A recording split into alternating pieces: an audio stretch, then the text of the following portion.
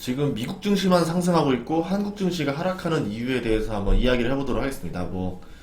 한국 증시만 유독 하락하는 것 같아요. 미국 증시는 잘 나가고 있고 지금 나스닥은 16,000 바로 직전입니다. 계속 오르고 있었어요. 그런데 아시아 증시도 약세, 한국 증시는 더 약세 이랬었거든요. 그 이유를 보자라고 하면은 우선은 지금 증시 전체가 테이퍼링이랑 금리 인상 발언에 좀 떨고 있는 것 같아요. FOMC 발언이 이제 곧 나오는데 11월 2일, 11월 3일 테이퍼링에 대한 발언들이 나올 거고, 뭐 테이퍼링은 기정사실합니다. 이제 언제부터냐의 차이인 거고, 이제 금리를 어떻게 할 거냐에 대해서 이제 그걸 좀 주목하고 있는 것 같고요. 11월 5일 날 고용 보고서가 나올 거고, 11월 10일 날 10월 소비자 물가 지수가 나옵니다. 그리고 11월 24일 날 FOMC 의사록 공개가 있습니다. 아마 이때마다 한 번씩 증시가 변동성을 가질 것 같아요. 뭐 상승으로 갈 수도 있고, 하락으로 갈 수도 있고, 그렇기 때문에 11월 달에 네 가지 이벤트를 잘 보면서 투자를 해야 된다. 이번 주만 해도 지금, 그럼 이벤트가 두 가지나 있는 거거든요. 그래서 이것들도 잘 봐야 될 것 같고요. 이게 이제 뭐 오피셜적인 이야기들인 거고, 실질적인 이야기들은 미국의 금리 인상입니다. 지금 금리 인상이 두려워서 이러고 있는 건데요. 미국의 금리가 오르게 되면은 다른 나라로 갔던 자금이 미국으로 들어오게 돼요. 뭐 금리에 대해서 간단하게 이야기를 하자라고 하면 지금 한국 기준금리가 0.75고 미국의 기준금리가 0.0에서 0.25입니다. 금리 인상을 하지 않았어요. 그러면 한국의 금리와 미국의 금리의 갭이 굉장히 큽니다. 미국이라는 나라는 가장 안전한 나라니까 금리가 낮아도 미국이 망할 리 없다라고 하면서 이제 투자자들이 들어오는 거죠. 안전 자금을 위해서. 그런데 저쪽에 있는 한국 나라는 나름대로 안전하면서도 금리를 0.75% 준대. 라고 하면 어떻게 되겠어요? 돈이? 그러면 메리트가 없는데? 미국 채권에 대한 메리트가 없으니까 그러면 한국 채권으로 가볼까? 라고 하면서 돈들이 이렇게 신흥국으로 이동을 하는 거예요. 신흥국은 미국보다 더 높은 금리를 제공해야지만 그 미국이라는 가산금리 더 플러스 더해서 그럼에도 불구하고 매력이 생기면은 신흥국으로 돈이 들어오는 겁니다. 그렇게 되면은 신흥국의 환율이 떨어지고 신흥국으로 돈이 계속 들어오면서 증시도 상승하는 거였죠. 우리가 작년에 느꼈던, 뭐 아니면 올 초에 느꼈던 것들이 이런 일들이었었던 거고요. 그런데 지금 상황이 완전히 바뀌었다라는 거죠. 보다시피 미국이 금리 인상을 하기 시작하면은 가산금리를 더했을 때 한국의 금리가 그렇게 매력이 없습니다. 그러면 한국 금리를 더 올리면 되지 않느냐? 이렇게 말을 할 건데요. 그렇게 할 수가 없어요. 한국의 금리를 더 올리게 되면은 한국도 굉장히 무리를 하게 되는 거예요. 그러니까 경제가 좋아지는 만큼 금리를 올려야 되는데 뭐 외국과 금리 경쟁을 하기 위해서 금리를 올리게 되면 어떻게 되겠어요? 그 나라의 경제를 갉아먹어 가면서 금리를 올린 거잖아요. 그럼 뻔히 보이잖아요. 아, 저 나라 조만간 경제 나빠지겠네. 투자하면 안 되겠다. 이렇게 되는 거거든요. 그래서 지금 뭐 대외적인 관계도 봐야 되고 내부적인 경제도 봐야 됩니다. 지금 그런 상황이라서 아무래도 조금 리스크가 있는 게 아닌가 이렇게 말을 했던 거죠. 만약에 그러면 미국이 예상하는 대로 금리 인상을 굉장히 빠르게 한다라 그러면 돈들이 이 정도 가지고서는 한국에 투자할 수가 없다 라고 하면서 돈이 어떻게 갑니까? 미국으로 빠져나가겠죠. 그러면 한국 내에서는 환율이 올라가고 증시가 하락하게 되는 거죠.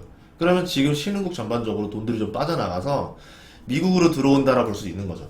나스닥은 계속 상승하고 신흥국들의 증시는 힘이 없다. 그렇다는 얘기는 이제 곧 금리 인상을 예상하는 돈들이 미국으로 들어오고 있다. 이렇게 보시면 됩니다. 오늘 환율이 1181원이죠. 이런 점들을 봤을 때 아마 이렇게 보고 있지 않느냐라고 봅니다. 그러면 한국도 금리 인상을 하지 않을까? 라고 물어보는데 할 수도 있죠. 근데 지금 경제가 좋아지면서 뭐 금리 인상을 한다라 그러면은 뭐 더 매력이 있겠지만 전반적으로 한국 대 미국이라는 1대1 상황이 아니라 미국 대 신흥국 여러 나라들 이런 식으로 보는 거기 때문에 또는 뭐 아시아 섹터들 이렇게 보기 때문에 그냥 전반적으로 아시아 섹터에서 다 매도라고 나온다 이렇게 볼 수도 있는 거예요. 그러면 미국의 금리 인상 시기가 빨라지면 신흥국들도 결국은 이거에 맞춰서 일정을 당겨야 된다. 그런데 경기가 좋지 않은 상태에서 일정을 당기게 되면은 분명히 이거는 기업의 이익이나 이런 데 좀 영향이 갈 수 있다. 그러니까 주가가 떨어질 수도 있다. 이렇게 본다라는 거고요. 미국보다는 좀 더 빨리 금리를 올려야 되기 때문에 우리나라도 11월 달에 올릴 가능성도 꽤 있다라고 봐야 되고 내년 1월 달이나 2월 달에 올릴 가능성도 염두를 해둬야 됩니다. 금리를 올리게 되면은 유동성이라는 걸 회수하게 돼요. 기초적인 얘기인데 시중에 돈을 많이 풀었는데 금리를 올리니까 돈이 다시 쫙 빨아들이겠죠. 그럼 시중의 유동성이 떨어지니까 어떻게 되겠어요? 거래가 조금씩 둔화되겠죠. 그러면은 물가 인상이 억제가 좀 완화될 수 있겠죠. 억제가 될 수 있겠죠. 물가가 오르려고 했는데 뭐 유동성이 있어야 뭐 물가가 올라가죠. 좀 누르게 되는 효과가 있습니다. 전반적으로 지금 물가 인상 때문에 어쩔 수 없이 금리를 올린 신흥국들이 많아요. 브라질 같은 경우도 지금 6번 연속으로 올리고 있고 이런 것들도 좀 봐야 됩니다. 부채이자가 늘어나게 돼요. 금리를 올리게 되면은 그러면은 기업과 가게 입장에서는 굉장히 부담이 가죠. 물가는 낮아져서 좋은데 낮아지지도 않겠죠. 물가를 인상을 억제하겠지만 기업 같은 경우 대출이자가 막 늘어납니다. 지금 아파트 대출이자 봤더니 뭐 4% 중반대까지 나오더라고요. 그럼 예를 들어서 1억당 450만 원이라 봐야 되거든요. 뭐 대략적으로 보면은 1억당 450만 원이면은 10억 대출 받으면 4,500만 원, 5억 정도 대출 받으면 2,250만 원. 그러면 내가 집을 사기 위해서 5억 정도 대출 받은 사람들은 월 거의 180만 원, 190만 원씩 이자를 갚아 나가야 되고 거기에 원금까지 더해서 갚아야 되니까 한 달에 뭐 400 가까이 돈을 막 갚아야 될 겁니다. 굉장한 부담이 되겠죠? 기업들 같은 경우도 뭐 대출받은 액수가 장난이 아니니까 그만큼 이자 부담이 확확 는다. 이렇게 볼 수 있습니다. 그렇게 되면 부동산 거래도 둔화가 되겠죠. 이자가 낮으면 이자 부담이 없으니까 가격이 조금 올라가도 뭐 사도 그닥게 대출이자에 부담이 없네. 그래서 매수가 되는데 이제 그렇게 할 수가 없다 보니까 멈칫하는 겁니다. 뭐 지금은 대출 자체가 안 나오기도 하고 기업 같은 경우도 빚 내서 투자를 하는 게 보통 기업들의 투자인데 빚을 내질 못하는 거예요. 부담스러워서. 그럼 투자도 둔화될 수밖에 없다는 거죠. 그러면 금리를 올리면서도 경기가 좋아져야 되는 상황에서는 다른 어시스트적인 요소들이 있어야 된다. 어떻게 해야 되느냐? 첫 번째 물류난이 해소가 돼야 되겠죠.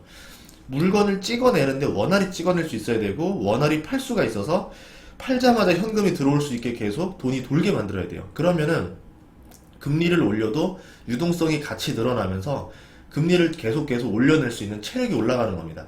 그렇게 못하면은 기업은 돈이 안 들어오는데 금리만 올리니까 굉장히 부담스럽겠죠. 첫 번째로 해야 될 거는 물류난. 두 번째가 뭐냐면 코로나가 끝나야 된다. 코로나가 끝나야 고용도 늘어나고 코로나가 끝나야 소비도 늘어나요. 고용과 소비가 같이 뻑 하고 올라갑니다. 그러려면은 코로나 치료제가 보급돼야 되는데 문제는 작년에 11월 달에 코로나 백신 나온다 이런 뉴스가 나오고 이제서야 1년이 지난 와중 되니까 어느 정도 이제 뭐 다 전부까지는 아니지만 백신을 얼추 맞아갑니다. 그러니까 1년 걸렸거든요. 그럼 코로나 치료제라는 것도 어떻게 보면 백신만큼 그렇게 오래 걸리진 않겠지만 그래도 시간이 꽤 오래 걸리지 않을까? 6개월은 봐야 되지 않을까? 그래요. 그러면 그 시간 동안은 아무래도 조금 우리가 미래가 장밋빛이 없지 않느냐? 이렇게 볼 수도 있고요. 그럼 국가 같은 경우는 국가라던가 기업들이 투자를 늘려서 이제 경기를 올리는 방법이 있는데 국가는 이미 재정적자 카드를 많이 썼어요. 그래가지고 이제는 재정적자 카드가 아니라 증세라는 카드를 생각하고 있습니다. 뭐 미국이나 지금 뭐 인프라 딜이니 뭐 이런 얘기를 하지만 다른 나라들은 지금 뭐 막당히 지금 그런 딜들 얘기 나오지 않고 있어요. 아마 내년에 예산이 어떻게 될지 모르겠죠. 아마 여기서 좀 돈을 더 쓰게 되면 증세라는 것도 같이 하게 되지 않을까 이렇게 보고 있고요. 기업들 호주머니를 쥐어짜서 지금 시중에 돈을 풀어야 되는데 그러면 기업들이 가진 곳간에 쌓아놨던 돈들을 쭉쭉 밀어내줘야 돼요. 쥐어짜서 시중에 풀게 해서 유동성에 돈을 돌려줘야 됩니다. 그러면 기업들이 투자랑 고용을 늘리게 압박을 해줘야 돼요. 대표적인 게 뭐였었냐면 그동안 탄소 중립이었어요. 탄소 중립을 맞추기 위해서 기업들이 설비에 투자를 한다던가 뭐 아니면은 친환경 기술에 투자를 하게 한다던가 하면서 기업들이 계속 지금 이익을 가지지 못하고 다시 한 번 더 투자를 하게 만드는 거였죠. 그런데 이번에 11월 초반에서 1.2일에 있었던 기후변화 협약 당사국 총회에서 별다른 진전이 없었습니다. 뭐 벌써 그 전부터 삐걱대는 뉴스들이 나왔었는데요. 탄소 배출국 1위인 중국이 미참석이었고 탄소 중립 선언을 2050년이 아니라 2060년으로 선언을 합니다. 2위는 미국이었는데 참석이 2050년 한다 했어요. 3위가 인도가 그럴 거예요. 참석을 했는데 문제는 2070년 선언을 해버려요.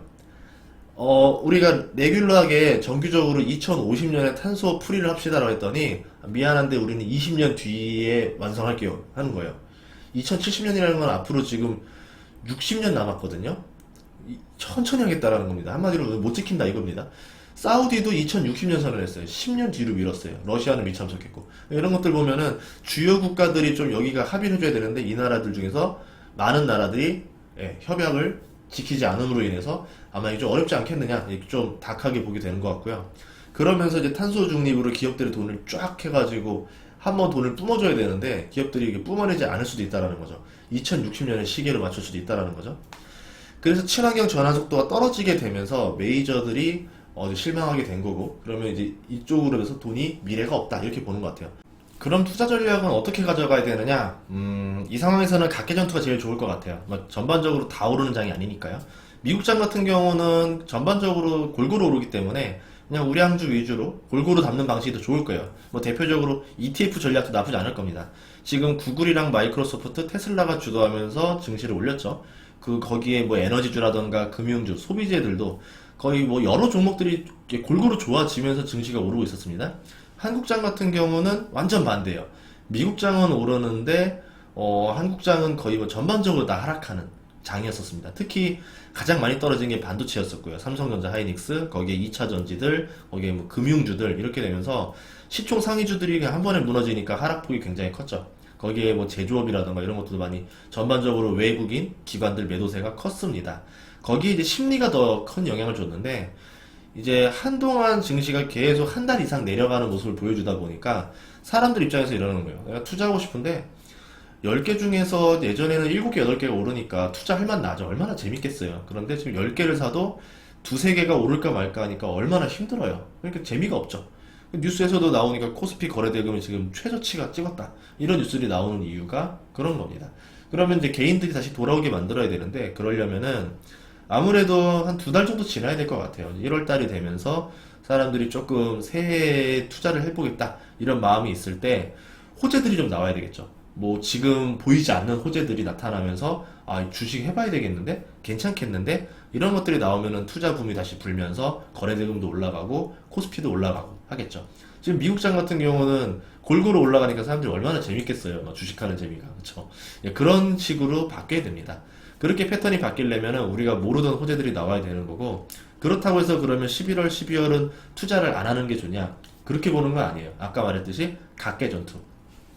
전반적으로 하락해도 10개 중에서 5개, 6개가 하락한다, 이런 장인 거지, 한두 개는 올라요.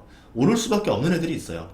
아직 그렇게까지 고평가가 아닌 상태면서 내년에 어떤 호재들이 나왔을 때 충분히 오를 만한 가능성도 있고 대중의 관심을 받지 않으면서 저평가인 상태.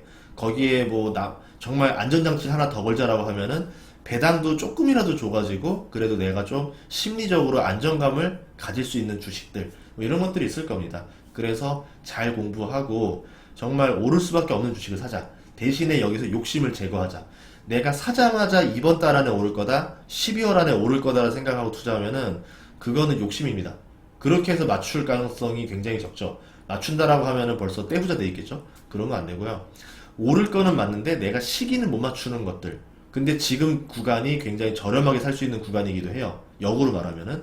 그러면 내가 저렴할 때 사서 언젠가 오를 주식을 언젠가는 오르겠지 하면서 세워라 내워라 기다리는 전략을 쓰는 방식이 나올 수가 있겠죠. 저는 그 방식을 쓰고 있어요. 여러분들도 하락장에서는 또 하락장의 마인드로, 상승장에서는 또 상승장의 마인드로 잘 마인드 컨트롤 하면서 계속 투자를 길게 갔으면 좋겠습니다. 다음 시간에는 제가 탐욕과 공포를 다스리는 방법, 이 마인드 컨트롤 하는 방법에 대해서 영상을 찍도록 하겠습니다. 앞으로 구독과 좋아요 많이 눌러주세요. 고맙습니다.